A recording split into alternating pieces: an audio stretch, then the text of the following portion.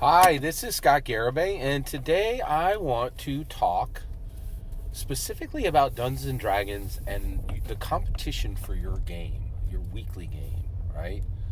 Your bi-weekly game, your monthly game. If you're running a quarterly game, I don't know, none of this is going to apply to you. But if you run a weekly game, a bi-weekly game, or a monthly game, this will apply to you. And I run a weekly game, and I'm very proud of that, right? I run it at my FLGS, and it's excellent. I really enjoy it. But I want to talk to you about what the competition is. So I am a member of an evangelical church. I'm incredibly blessed to be a member of that evangelical church, and we are always trying to grow our constituency, and that is being done for multiple reasons. We want the first and foremost is ain't nothing changed but the date, in that we've always wanted to grow our constituency because we want people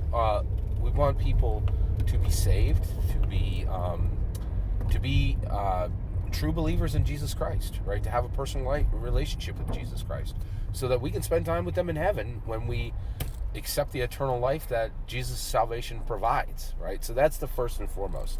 However, with changes, our country has gone through dramatic changes.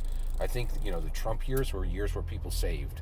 The Biden years are people where people burn their savings. That's a huge change, right? And so with that change, our church has seen dramatic change, right? We had a massive drop off in the number of people who attended church during Biden's presidency, right? And now we're coming back, right? And we are, bit by bit, family by family, person by person, we are growing our constituency. And so part of that is we launched this thing called we launched a once a month evening Sunday service, a Sunday service in our evening.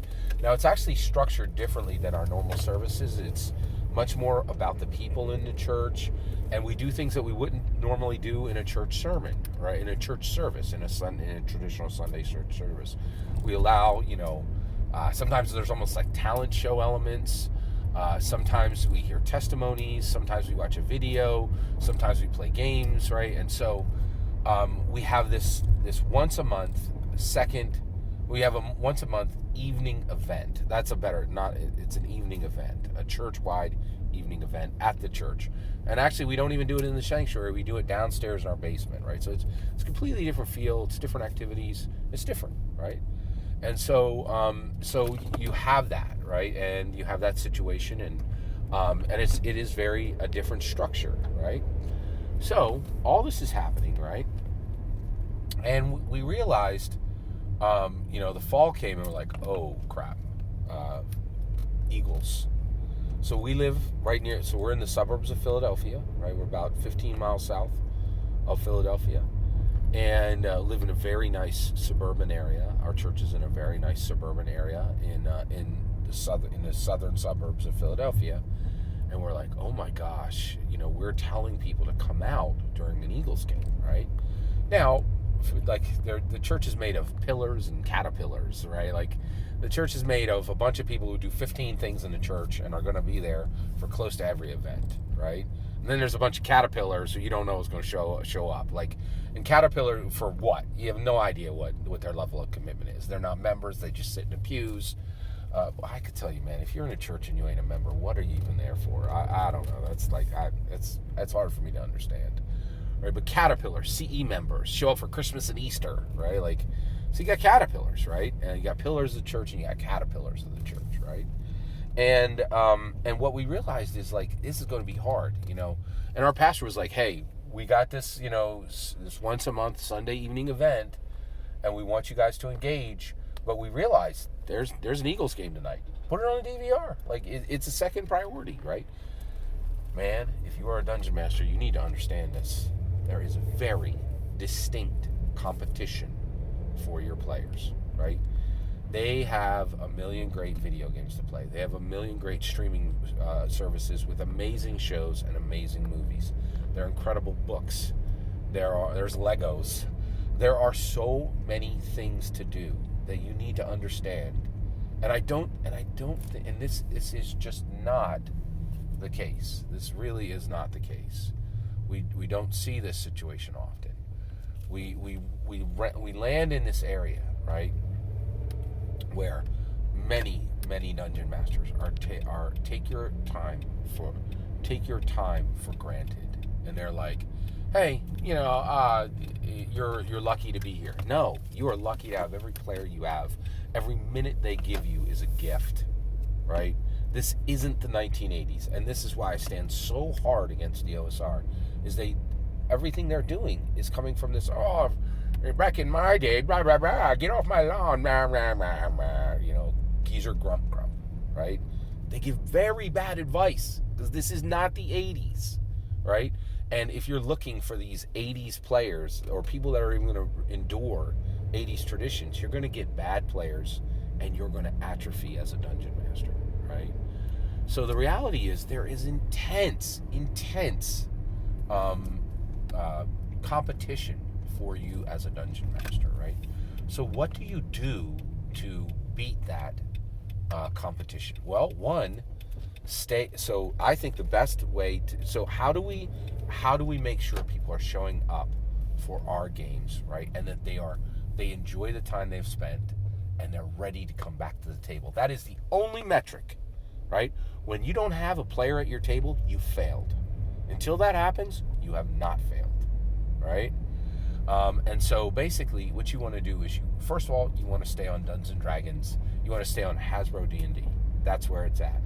That is the best product in the world that you can get today to bring joy, excitement, and value to every player at your table, right?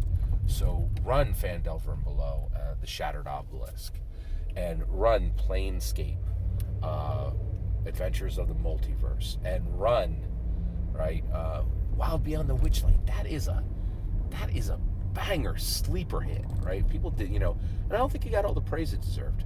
Do not run Journeys Radiant of the Journeys into the Radiant Citadel, right? Like, and that, and honestly, you have, not only do you have to, pay attention to everything Dungeons & Dragons does, sometimes they have a misstep. Recognize that, right? Like, don't run them, right? Like, so one, stay on, and then the other thing is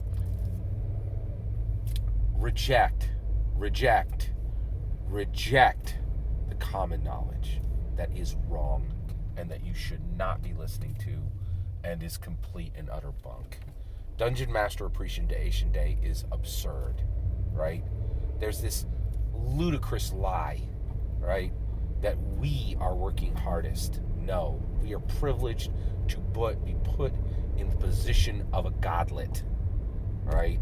We have so much power. We are privileged to have the ability to explore identity with 4 people we love and care about, right?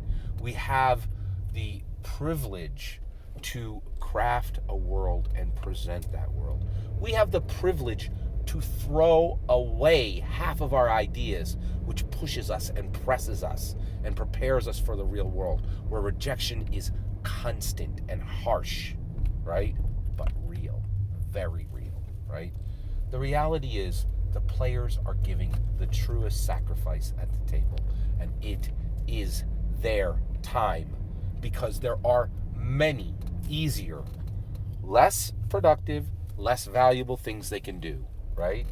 And the reality is they are giving you their time. They are giving you their priority. They are giving you their attention, and they deserve your respect. It is absolutely critical that you fully understand that the sacrifice is not coming from the dungeon master. You are the most privileged person at the table. The sacrifice is coming from the players, and do not take 1 minute of their sacrifice time for granted, right?